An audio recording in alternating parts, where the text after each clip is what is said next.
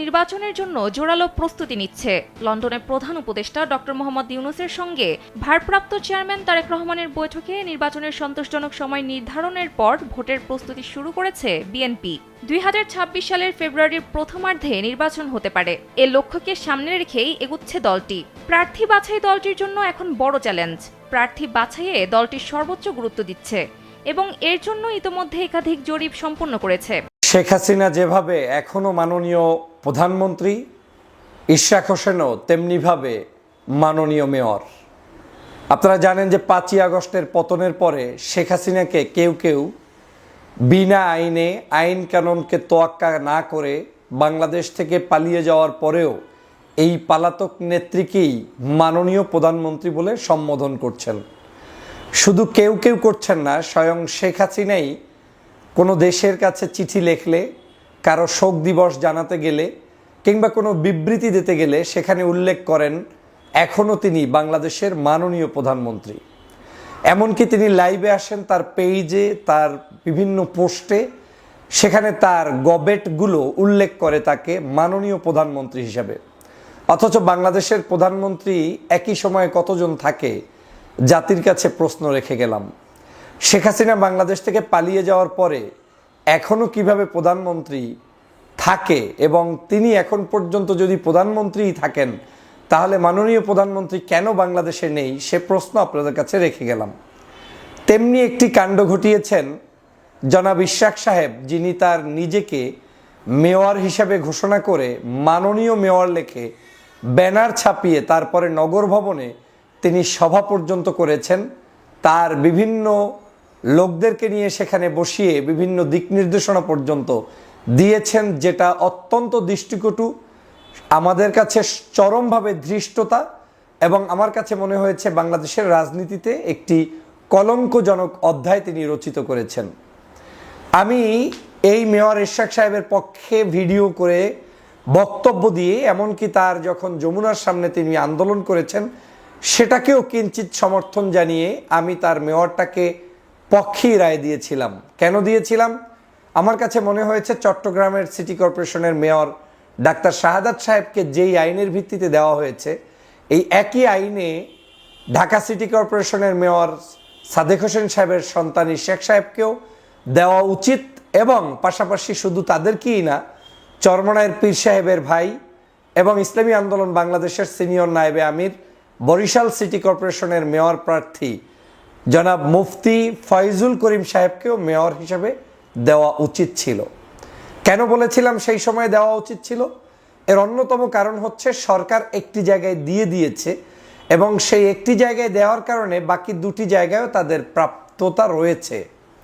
কিন্তু আমি তাদের প্রতি সেই সহানুভূতি জানিয়ে বক্তব্য দিয়েছি, বিবৃতি দিয়েছি। চরমনায়ের পীরের পক্ষে তখনও বলেছি, এখনও বলছি, যদি সরকার ইশরাককে মেয়র দেয় অবশ্যই চরমনায়ের পীরের ভাইকেও মেয়র দিতে হবে, সেখান থেকে আমি কিঞ্চিত সরছি না। কিন্তু আজ বলছি ইশরাক সাহেবের অতিরঞ্জিত বাড়াবাড়ির বিষয়টি নিয়ে, যেটা আমাকে চরমভাবে কষ্ট দিয়েছে এবং বিবেকের তাড়নায় আপনাদের সামনে কথা বলতে এসেছি। আপনার কাছে মেয়রটা অনেক বড় একটি পদ মনে হচ্ছে, তাই তো? একটি মেয়রের মায়া ছাড়তে পারলেন না।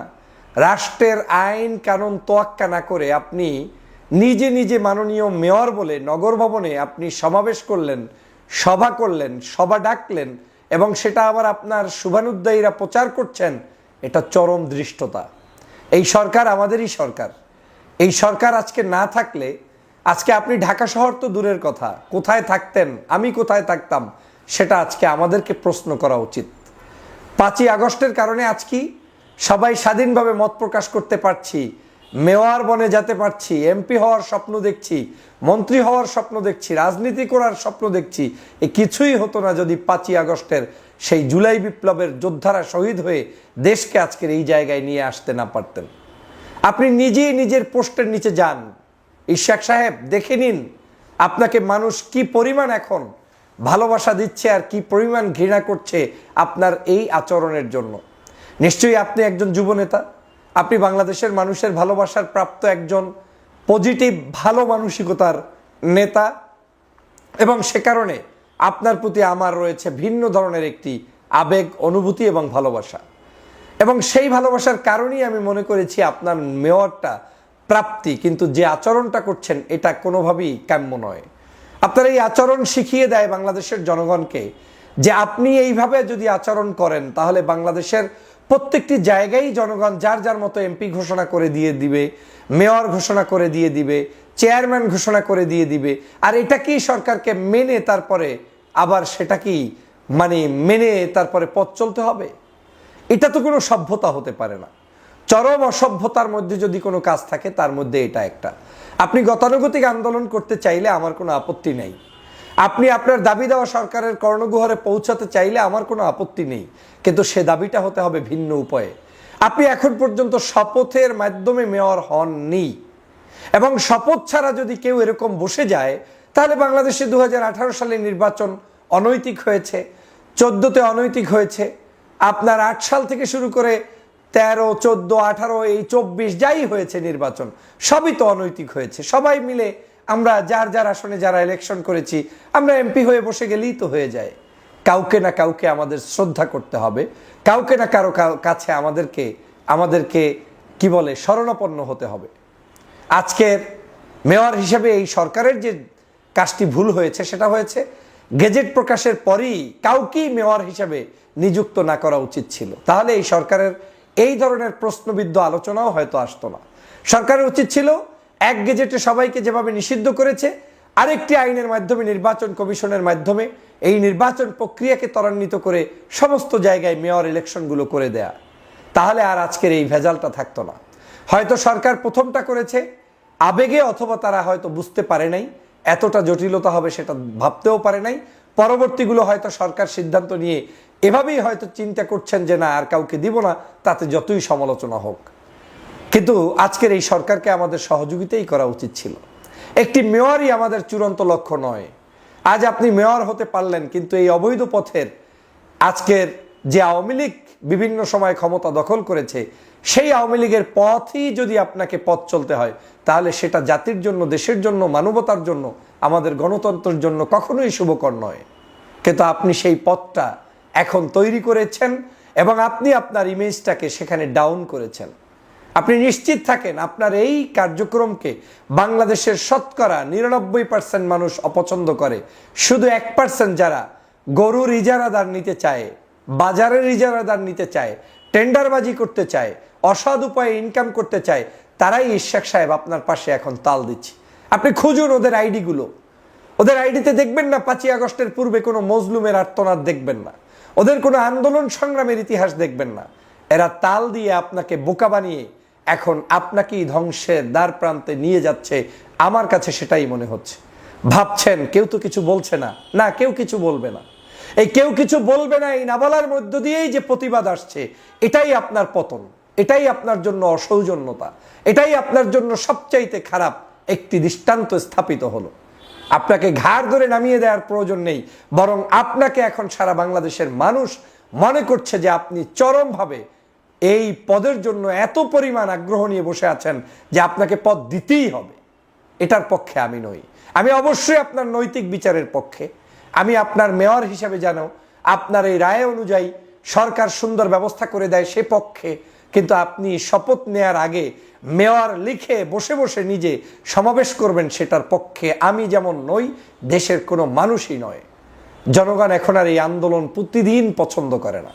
জনগণ একটু স্বস্তি চায়, জনগণ একটু আরাম চায়, জনগণ একটু আনন্দ চায়, জনগণ একটু উৎসব চায়। কাছে কাছে ঘুরঘুর করা কিছু দালালরা আপনাকে নেতা বানিয়ে দিলেই নেতা হওয়া যাবে না, বরং বাংলার প্রত্যেকটি মণিকোটায় মানুষের হৃদয়ে স্থান অর্জন করার মধ্য দিয়েই নেতা হতে হবে আমাদেরকে। প্রিয় সহযোদ্ধা, প্রিয় ইশাক ভাই, নিশ্চয়ই আপনার কাছে আমার এই বক্তব্যগুলো খুব একটা ভালো লাগবে না, কারণ 5ই আগস্টের পরে সত্য কথাগুলো অনেকেরই ভালো লাগে না, এবং যাদের লাগে না তাদের ব্যাকগ্রাউন্ডগুলো কারোরই ওই অর্থে সেই 5ই আগস্টের পূর্বে জুলুমের খাতায় নাম ছিল না। আমরা সেই জুলুম অত্যাচার স্বীকার করে, এবং আপনিও জুলুম অত্যাচার স্বীকার করেই আন্দোলন করা একজন মানুষ। কিন্তু আপনার এই জায়গাটায় বুঝতে হবে আপনি কারো ফাঁদে পাড়া দিয়েছেন কিনা, আপনি কারো পিছন থেকে লাঠিমের গুটি হিসাবে লড়ছেন কিনা, এটা আপনাকে বুঝতে হবে। এই ঢাকার মেয়র আপনি নির্বাচিত হয়ে জনতার কাতারে জনতার মেয়র হন, আমার কোনো আপত্তি নেই, কিংবা অন্য যে কোনো ব্যক্তি নির্বাচিত হোক আমার কোনো আপত্তি নেই। কিন্তু আমার আপত্তি ওই জায়গায় অবৈধ পথে আপনি নিজেকে মেয়র দাবি করে চেয়ার পেতে বসে যাবেন, এটা কামনা নয়, এটা দেশবাসী চায় না। এটা চরম ধৃষ্টতা স্থাপন করেছেন। যেমনি শেখ হাসিনা নিজেকে এখন প্রধানমন্ত্রী দাবি করে বিবৃতি দেয়, আপনিও আজকের নিজেকে মাননীয় মেয়র বলে বিবৃতি দিচ্ছেন। শেখ হাসিনার মধ্যে আর আপনার মধ্যে তাহলে পার্থক্যটা কোথায়? শেখ হাসিনার আমলের মধ্যে আর আপনার মধ্যে পার্থক্যটা কোথায়? শেখ হাসিনার অনুসারীদের মধ্যে আর আপনার অনুসারীদের মধ্যে পার্থক্যটা কোথায়? জনগণ আর পার্থক্য খুঁজে পাচ্ছে না। অতএব এই ধরনের ধৃষ্টতাপূর্ণ কাজ থেকে যদি নিজেকে গুটিয়ে না রাখেন, তাহলে যেমনিভাবে নিজেকে ক্ষতিগ্রস্ত করছেন, দলকে ক্ষতিগ্রস্ত করছেন, দেশকে এবং দেশের সিস্টেমকে ক্ষতিগ্রস্ত করছেন। আশা করি দেশবাসী সকল প্রকার অন্যায়, অবিচার, জুলুম, নির্যাতনের বিরুদ্ধে যেভাবে সোচ্চার থাকবে, পাশাপাশি দেশবাসী সকল প্রকার অন্যায় আচরণের বিরুদ্ধেও সোচ্চার থাকবে। রাজনীতিবিদদের ধৈর্যের পরিচয় দিতে হবে, আকাশ সমান হৃদয় নিয়ে পথ চলতে হবে। আগামীর পথ প্রশস্ত করতে হলে ক্ষুদ্র মানসিকতা পরিহার করে এগিয়ে যেতে হবে। এই সরকারের অনেক কিছু আমারও পছন্দ নেই, আর হতে হবে এমনটা কথাও না। গণতান্ত্রিক নিয়মে এটাই বাস্তবতা। আমার কিছু ভালো লাগবে, কিছু খারাপ লাগবে, কিন্তু সরকারের সহযোগিতা না করলে মনে রাখতে হবে 2024-এর বিপ্লবের মাধ্যমে আন্দোলন করছি। 2400 নয় 29 পর্যন্ত অপেক্ষা, আর 29 নয় 41 পর্যন্তই হয়তো অপেক্ষা করা লাগতো। আর এখন হয়তো আমাদেরকে গরুর হাটের সমাবেশের জন্য অপেক্ষা করা লাগতো, কিংবা পালিয়ে বেড়াতে হতো, আর জেল, জুলুম, অত্যাচার কিংবা আয়না ঘরে থাকতে হতো। অতএব এত বড় বিপ্লবের পরে এর চেয়ে বড় আমাদের জন্য বিজয় কিছু নেই, যে অন্তত আমরা স্বাধীন আছি। ধৈর্য ধারণ করুন, মসৃণভাবে সুন্দরভাবে পথ চলুন, কিন্তু কখনোই অতিরঞ্জিত কোনো কিছু করে নিজের বিবেককে আজকে জাতির কাছে প্রশ্নবিদ্ধ করবেন না। প্রিয় দর্শক, শুনছিলেন এতক্ষণ আমাদের আলোচনাটি এবং বুঝতে পেরেছেন বিএনপির জনপ্রিয় নেতা ইশরাক হোসেন তিনি আসলেও কি করেছেন এবং তার ভুলটি কোথায়। তিনি মেয়র দাবিতে যে আন্দোলন করছেন এবং তিনি জোরেই এক পর্যায়ে মেয়র দাবি করলেন, এবং তিনি এখন বর্তমানে যে জায়গায় সমাবেশ করছেন সেখানে তিনি মেয়র হিসেবে কিন্তু পরিচিতি পাচ্ছেন এবং পরিচয় দিচ্ছেন। এটি আসলেও বিএনপির জন্য আমি মনে করি দুঃখজনক বিষয়, কারণ সাধারণ একটি মেয়র পদের জন্য এমন এই অবৈধতাকে তারা বৈধ প্রমাণ করা, অর্থাৎ যেহেতু ইশরাক হোসেন যখন নির্বাচন করেছে তখন অবৈধ ক্ষমতায় ছিলেন আওয়ামী লীগ, সেই আওয়ামী লীগের নির্বাচনটি তিনি বৈধতা দেওয়ার জন্য তিনি কিন্তু এখন তাকে বৈধ মেয়র হিসেবে দাবি জানাচ্ছেন।